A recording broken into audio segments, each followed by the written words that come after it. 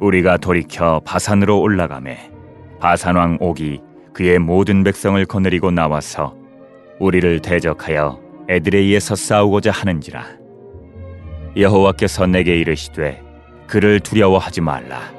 내가 그와 그의 모든 백성과 그의 땅을 내 손에 넘겼으니 내가 헤스본에 거주하던 아모리 족속의 왕 시온에게 행한 것과 같이 그에게도 행할 것이니라 하시고, 우리 하나님 여호와께서 바산왕 옥과 그의 모든 백성을 우리 손에 넘기심에 우리가 그들을 쳐서 한 사람도 남기지 아니하였느니라. 그때에 우리가 그들에게서 빼앗지 아니한 성읍이 하나도 없이 다 빼앗았는데 그 성읍이 60이니 곧 아르곱 온 지방이요 바산에 있는 옥의 나라이니라. 그 모든 성읍이 높은 성벽으로 둘려 있고 문과 빗장이 있어 견고하며 그 외에 성벽 없는 고울이 심히 많았느니라.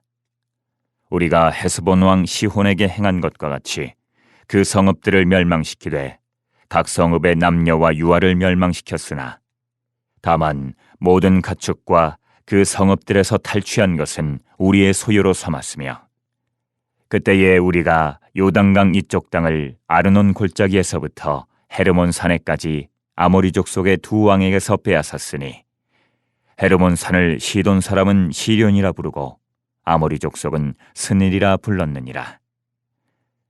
우리가 빼앗은 것은 평원의 모든 성읍과 길르앗 온 땅과 바산의 온 땅, 곧 옥의 나라 바산의 성읍 살르가와 에드레이까지이니라. 르바임 족속의 남은 자는 바산왕 옥뿐이었으며 그의 침상은 철 침상이라. 아직도 암몬 족속의 라빠에 있지 아니하냐. 그것을 사람의 보통 규빗으로 재면 그 길이가 9 규빗이요 너비가 4 규빗이니라. 네, 신명기는 가나안에 들어가지 못하는 모세가 가나안에 들어가야 할 출애굽 2세들에게 전하는 그런 유언적 설교입니다. 그래서 이 본문에서 일어나고 있는 일들은 지금 현재 일어나는 일이 아니라 40년 동안 이스라엘 백성들이 광야에서 겪었던 일을 회상하면서 전하는 그런 말씀이 되겠습니다. 가장 먼저 모세는 40년 전 있었던 가데스 바네아에서 있었던 그 하나님을 반역했던 사건을 회상했고요. 또 이어서 에돔과 모압과 암몬은 치지 말아라, 그들과는 싸우지 말아라 라는 그런 말씀을 회상했습니다. 민수기 10장을 보면은 이스라엘 백성들이 에돔을 지나가는 장면이 나오는데요.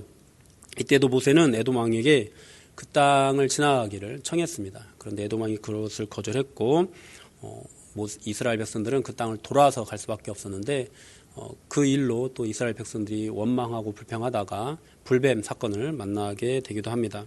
그 다음에 경험하는 이 사건이 아모리 왕 시온과 바산 왕 옥과의 싸움입니다. 이 아모리 왕은 헤스본에 거주한다고 해서 헤스본 왕이라고도 하기도 합니다. 모세는 아모리 왕 시온에게도 지나가기를 청했지만은 거절당했습니다.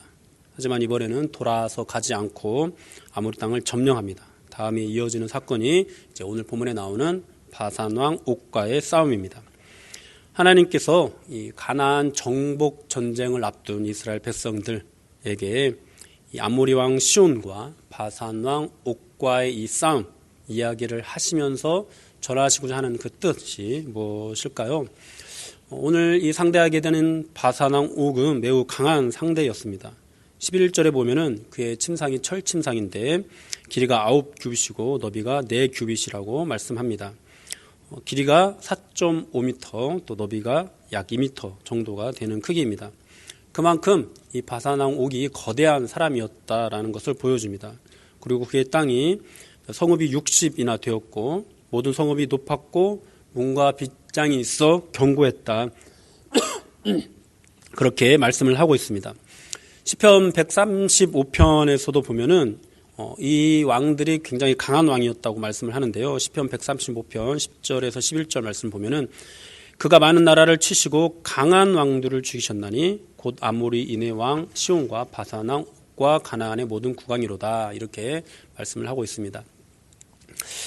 약한 상대가 아닌 거죠. 강한 상대입니다. 그런데 이 에돔 그리고 모압, 암몬과는 절대로 싸우지 말라고 하셨던 하나님께서 이 강한 왕들과는 싸우라고 말씀을 하십니다.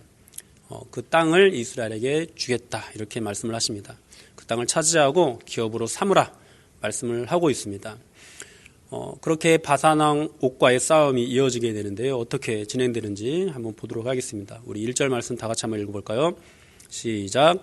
우리가 돌이켜 바산으로 올라가매 바산왕 옥이 그의 모든 백성을 건드리고 나와서 우리를 대적하여 애들이서 싸우고자 하는지라. 이스라엘이 아모리 왕을 물리치고 바산으로 올라가자 바산왕 옥이 그의 모든 백성들을 거느리고 이스라엘과 싸우기 위해서 나왔습니다. 이스라엘이 비록 아모리 왕을 이기기는 했지만 상대는 또 그에 못지않게 강력한 바산 왕입니다. 그가 쓰는 철침상이 길이가 4.5m나 되고 너비가 2.2m나 되는 거대한 왕입니다.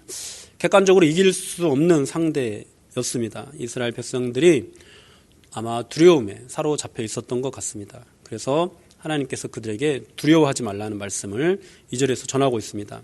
아모리 왕 시온에게 행한 것과 같이 바산 왕 옥에게도 행하실 것이다 이렇게 말씀을 하십니다. 2절 말씀 한번 같이 읽어볼까요? 시작.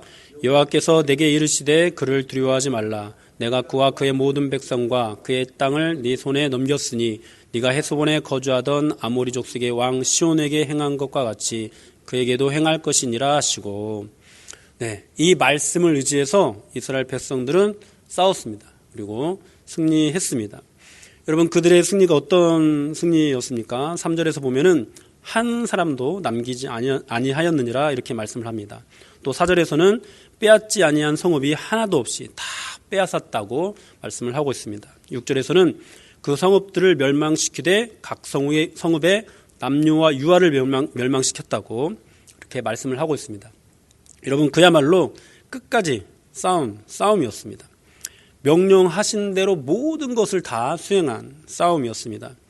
이스라엘 백성들은 한 사람도 남지 않을 때까지 싸웠습니다. 모든 성읍을 다 빼앗을 때까지 싸웠습니다. 성읍의 남녀와 유아를 모두 멸망시키기까지 싸웠습니다. 인간적인 측면에서 잔인하다 이렇게 볼 수도 있지만 우리는 이 싸움을 말씀하신 대로 또 말씀하신 데까지 순종한 싸움으로 그렇게 이해를 해야 합니다. 사랑하는 여러분, 우리가 하나님께서 명령하신 싸움을 싸울 때는 이처럼 명령하신 대로 끝까지 싸워야 합니다. 진멸하라고 명하신 것은 모두 진멸해야 합니다. 차지하라고 말씀하신 것은 모두 차지해야 합니다. 말씀하신 대로 우리가 하지 않는다면 어떻게 될까요? 우리는 여리고성을 점령한 이스라엘이 아이성에서 패배한 이야기를 알고 있습니다. 하나님의 말씀을 어긴 아간의 범죄 때문이었습니다. 또 우리는 사사기 시대에 이스라엘 백성들이 얼마나 자주 또 얼마나 오랫동안 이방 민족에게 그 가나안 거민들에게 괴롭힘을 당했는지 알고 있습니다. 이스라엘이 가나안 땅을 점령하고도 고통을 당하게 된 이유가 사사기 1장에 잘 나오는데요. 이스라엘 백성들은 가나안 거민을 끝까지 완전하게 몰아내지 못했습니다. 산지 주민들은 쫓아냈지만 골짜기의 주민들은 철병거가 있어서 쫓아내지 못했습니다. 배대를 칠 때는 한 사람의 가족을 놓아주었는데 그들이 나중에는 성읍을 건설하게 되는 일도 있었습니다. 모든 지파들이 싸움을 끝까지 완수해내지 못했습니다. 전쟁이 어느 정도 마무리되고 가나안도 이제 전부 정복했다고 그렇게 생각하고 나니까 마음이 해이해진 것이죠. 귀찮아진 것이죠. 성가신 것을 하지 않게 된 것이죠. 이제 적들이 우리를 어떻게 하지 못하겠지라고 방심을 하게 된 것입니다.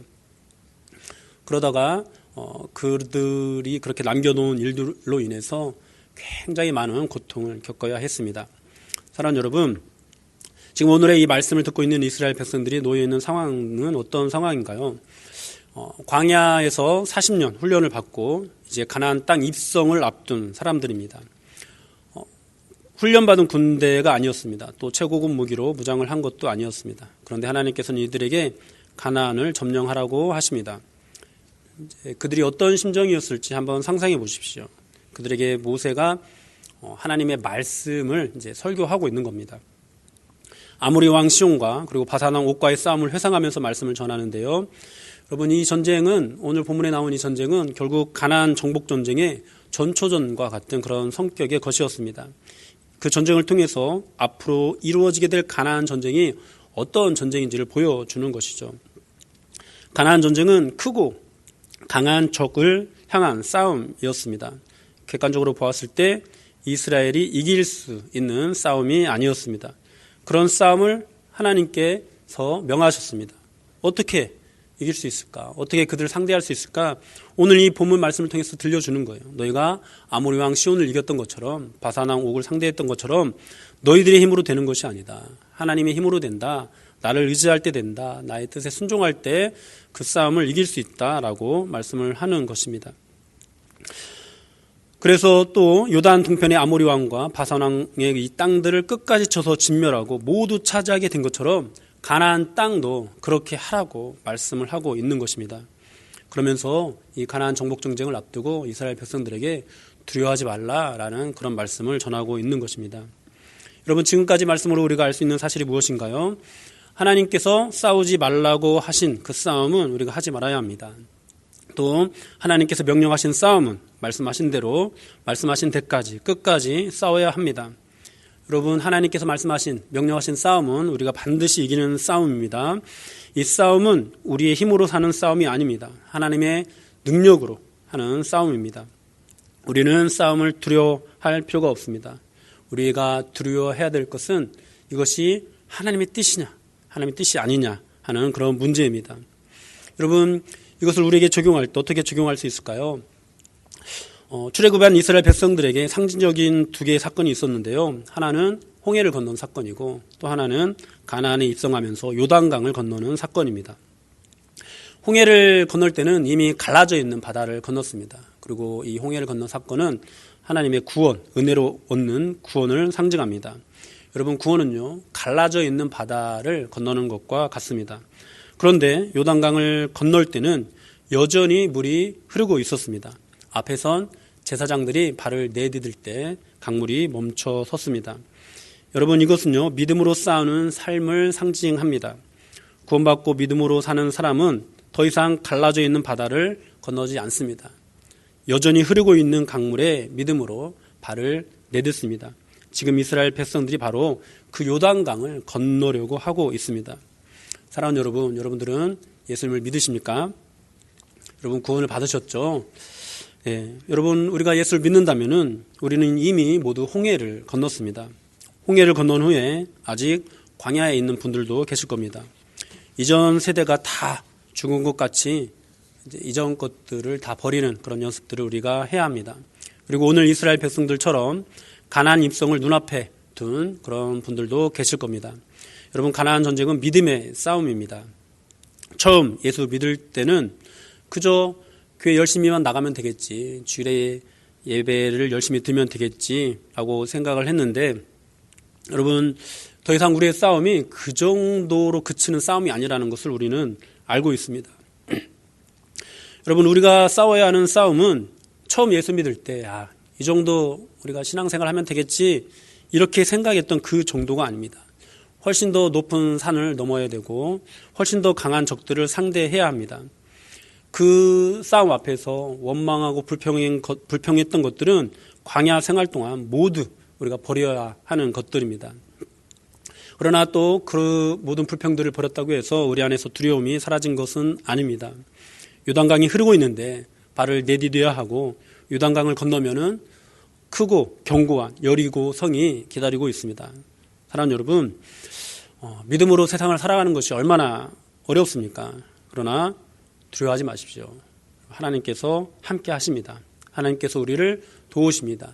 아리옥 왕을 이기게 해주신 것처럼, 또 바산왕 옥을 이기게 해주신 것처럼 우리가 믿음의 싸움을 해나가는 동안 우리가 점령해야 될 모든 크고 작은 성읍들 앞에서 하나님께서 우리를 도우시고 우리를 이기게 하실 것입니다.